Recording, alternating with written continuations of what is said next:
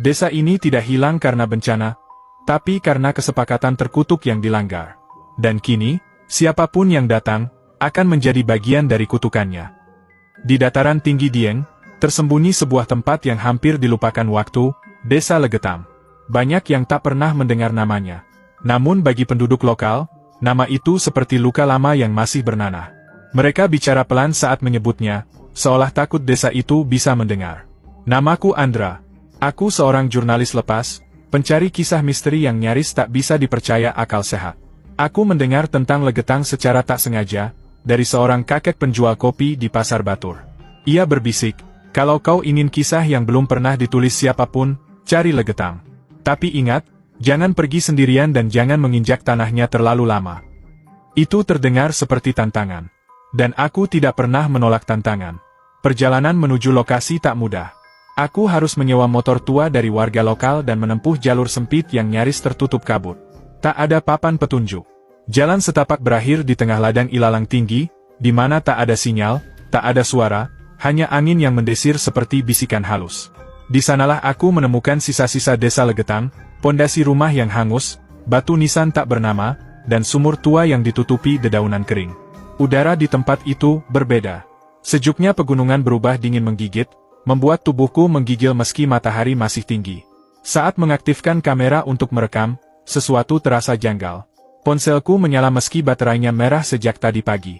Layar bergetar sebentar, lalu kembali normal. Aku mengabaikannya. Rasa penasaran lebih besar dari rasa takut. Aku berjalan menyusuri reruntuhan. Saat melangkah melewati bekas bangunan berbatu, terdengar suara lirih. Seperti gumaman seorang wanita yang sangat lemah. Aku menahan napas. Di tempat sunyi seperti ini, suara sekecil apapun terdengar mengganggu. Suara itu semakin jelas. Aku menyorotkan senter ke arah suara. Di balik reruntuhan bekas gudang, tanahnya terlihat lebih gembur, seolah pernah digali. Rasa takut menghantam dada, tapi aku justru berlutut dan menggali perlahan. Tak butuh waktu lama, aku menemukan sesuatu, pintu kayu tua, menutup lubang gelap seperti ruang bawah tanah. Aku membukanya perlahan. Bau apek langsung menyeruak. Di dalam, hanya kegelapan. Aku turun. Langkahku gemetar.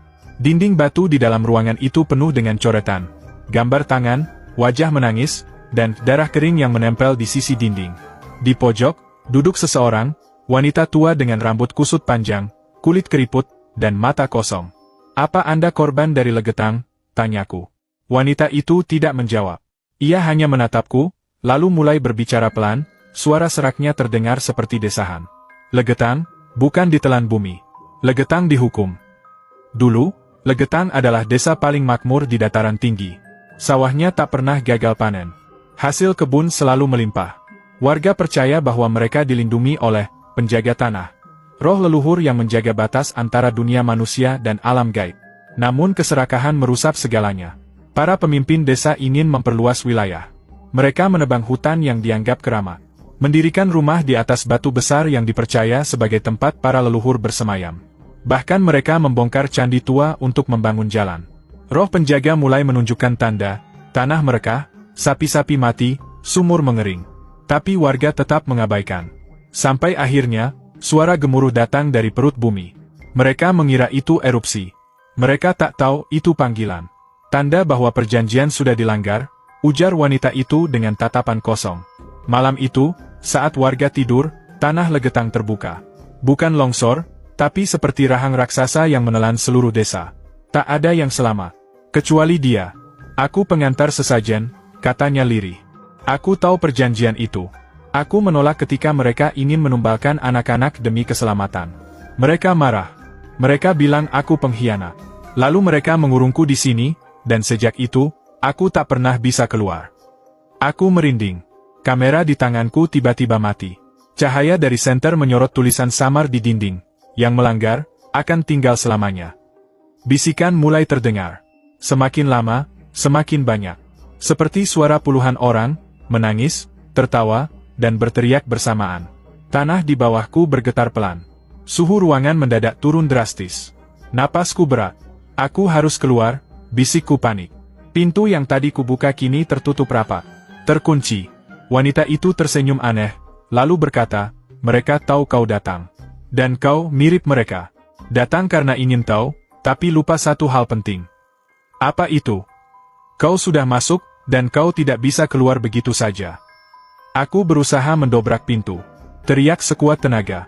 Tapi suaraku hanya bergema di ruang gelap itu. Dari sela-sela lantai, muncul cairan hitam pekat. Bau belerang menyengat. Bisikan semakin nyaring, berubah menjadi jeritan. Tiba-tiba, dinding ruangan bergerak. Coretan berubah bentuk, menjadi wajah-wajah yang menatapku dengan kosong. Suara wanita itu bergema. Kau bukan yang pertama, dan tidak akan jadi yang terakhir. Semua berubah gelap. Aku kehilangan kesadaran.